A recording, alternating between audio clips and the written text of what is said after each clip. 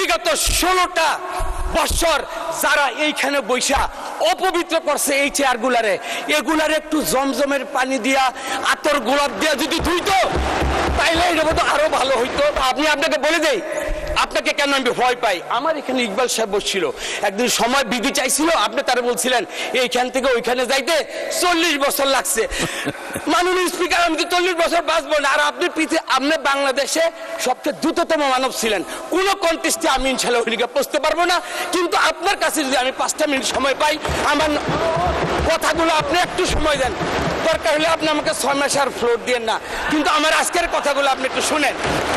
জয়নাল আবদিন ফারুক উনি সাইজ দেখলেন, এটার ওজন দেখলেন, কিন্তু বিগত 16টা বছর যারা এইখানে বৈশা অপবিত্র করছে এই চেয়ারগুলারে, এগুলারে একটু জমজমের পানি দিয়া আতর গোলাপ দিয়া যদি ধুইতো তাইলে এটা তো আরো ভালো হইতো। তা আমি ওনাকে একটু আপনার মাধ্যমে বলতে চাই, সাইজ এবং এগুলো ঠিক করে সদস্য এখন থেকে 3 মিনিটের মধ্যে শেষ করেন। আচ্ছা, আজকে আরেকটা কথা বলা হয়, এইখানে প্রায়শ একটা কথা বলা হয় কি,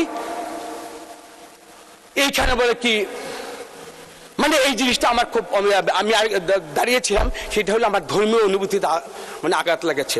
কোরআনের একটা আয়াত আছে, এই কোরআন আয়াত কেন বলি, ওনাদের পাশে বসি তো, এই আলেম ওলামাদের সোহবতে থাকলে এই বাতাসে বাতাসে 2-1টা কথা আমি ইনশাআল্লাহ বলার চেষ্টা করি। বিসমিল্লাহির রহমানির রহিম, ওয়ালাকিন রাসূলুল্লাহি ওয়া খাতামান নাবিয়্যিন ওয়া কানা আল্লাহু বিকুল্লি শাইইন আলিমা। আল্লাহর মনোনীত কে? আল্লাহ। আমার রাসূলকে? রাসূল আল্লাহর রাসূল, এবং খাতামান নাবিয়্যিন, এরপরে আর কোন নবী আসবেন না। ওয়া কানা আল্লাহু বিকুল্লি শাইইন আলিমা, যে আল্লাহ তাআলা সর্বজ্ঞ, তার মানে আল্লাহ যা বলছেন আমার থেকে এই আকীদাটা নিশ্চয়ই ওনাদের ভালো। আমরা প্রায়শই বলি দুনিয়াবি কাজের জন্য আমরা কি করি, আমরা বলে কোথায় বলে বেহেশতের কথা বলি। আমি যতটুকু আমি জানি, রাসূল সাল্লাল্লাহু আলাইহি ওয়াসাল্লাম তার জীবদ্দশায় আশারে মুবাশশারা 10 জনের সংবাদ দিচ্ছেন। বদরের যুদ্ধে যারা নিহত হয়েছেন তাদের ব্যাপারেও একটা কিন্তু সম্যক একটা ধারণা দিয়ে গেছেন।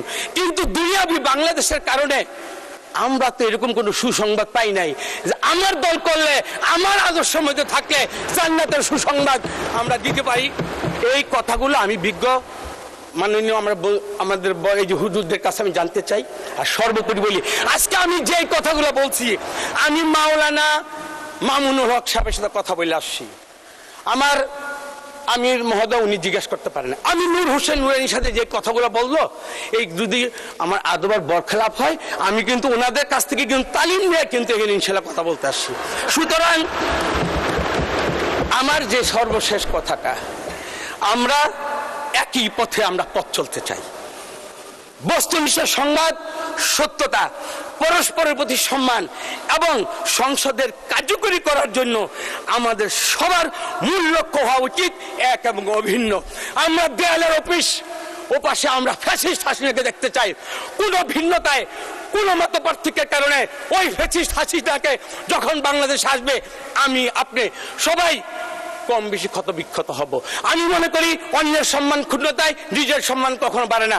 সম্মিলিত হলে আমরা দাঁড়িয়ে থাকবো, বিভাজিত হলে ধরাশায়ী হব। 2 দিন আগে আমরা, 2 দিন পরে আপনারা। সুতরাং আমরা বাংলাদেশের মানুষ, বাংলাদেশকে নিয়ে বাঁচতে চাই, স্বাধীন সার্বভৌম এই সংসদকে নিয়ে আমরা বাংলাদেশকে আলোকিত বাংলাদেশ করতে চাই। মাননীয় স্পিকার, আপনাকে ধন্যবাদ।